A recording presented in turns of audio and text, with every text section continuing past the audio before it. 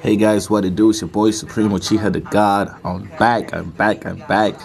I was at a festival for a few days, then I had a few other stuff to do. But I'm back now, you know what I'm saying? Here's a clip, bang. Here's another clip, bang. And just another clip for the band, bang. But yeah, I had fun. I had fun. It was a great time, a good time, you know what I'm saying?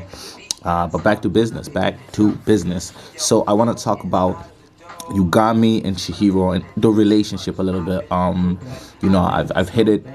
I've talked about it a bit in like my reviews and stuff like that, but I kind of want to really hone down and focus on what I think or how I think Yugami works, like the character Yugami or Yuji, how I think he works and how I think he views or has always kind of viewed Chihiro.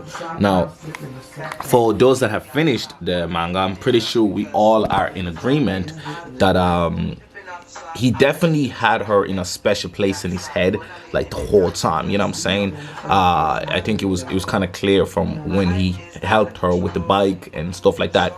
He tends not to go out of his way to help people, but with her he went out of his way even without, you know what I mean? Normally he kind of keeps away from other people's problems and is like, well, they got to deal with themselves, or like, if it benefits him in some point, you know what I mean? Like, let's say he enjoys building blocks, or he enjoys painting, or he enjoys neat shit, so he's gonna help you because he enjoys doing the thing anyway, and he's like, why not do it?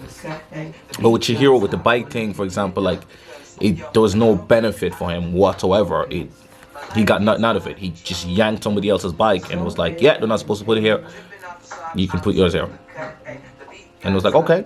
And it was an early indicator, like a soft indicator. And I think like that's the whole manga is a bunch of little soft indicators about Yugami Kun and his feelings towards Chihiro. You know what I'm saying?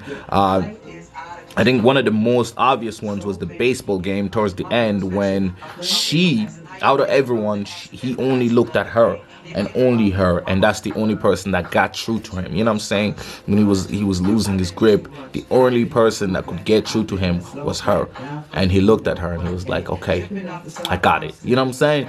And that was interesting. And even though I think he tried to fight himself in that situation, like to go against himself, contradict himself, and act as if, nah, she's just another human being that's just an annoyance or a nuisance or whatever, you know what I'm saying?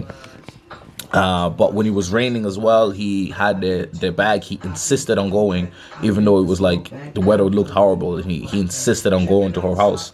You know what I'm saying? And then, it's just these things, these little things, man. You know what I'm saying?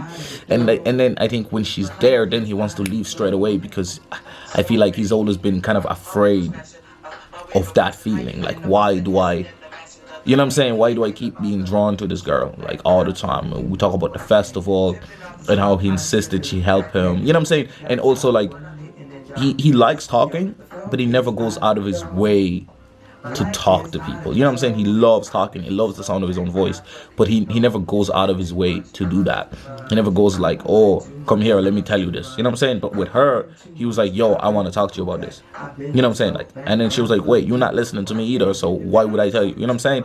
And then when he needed to say, he was like, okay, fine, we both tell each other. That was on the rooftop. I hope you guys remember all this information. Anyone that hasn't read it, go read it, because otherwise none of this shit makes any sense.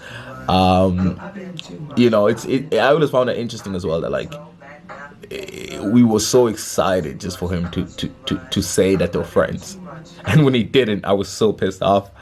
But then it was like satisfactory when you find out the reason why he didn't say it, because I think he felt like they were more than friends. You know what I'm saying? Which was kind of cool. So that was it. I don't know, it's just a really cute manga, a really cute moment, and it's really, really awesome. And it just, something I suppose I wanted to get across or talk about. You know what I'm saying? I personally thought that like the creative direction in terms of like the character arc was very interesting, because Yugami does grow. Like, it's very subtle, but he does grow. I think he understands people better. He understands the importance of people better. And, he even entrusts his what's the glove guy, man? Shit, I can't remember his name. But you know who I'm talking about. The guy who was a crush on the assistant coach. Now, my biggest criticism, I suppose, about the whole manga is, I would have to say, the side characters. Excuse me. Not that they're not great, they're phenomenal, but I feel like their acts never ended properly. You know what I'm saying? Like, you never really find out what happened to them. I always feel like in a moving world, I think that like all the side characters should also get their own, not closure per se, but like their own progression. You know what I'm saying? Like there was that whole crush thing between the assistant coach and and my boy, Yugami's lackey essentially, and it never went anywhere. You know what I'm saying? He definitely had a crush on her, and nothing happened. There was no mention of it after a while.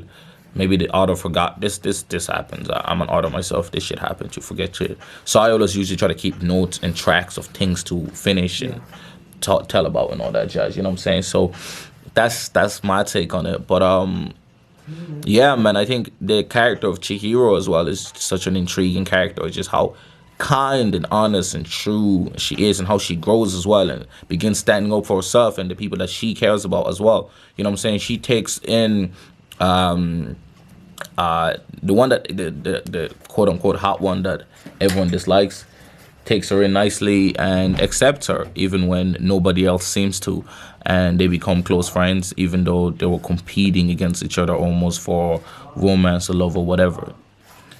That's my take on it. It's been your boy Supreme Uchiha, that God. Let me know if I should do more videos like this by leaving a like and a comment and all that gang shit. Peace.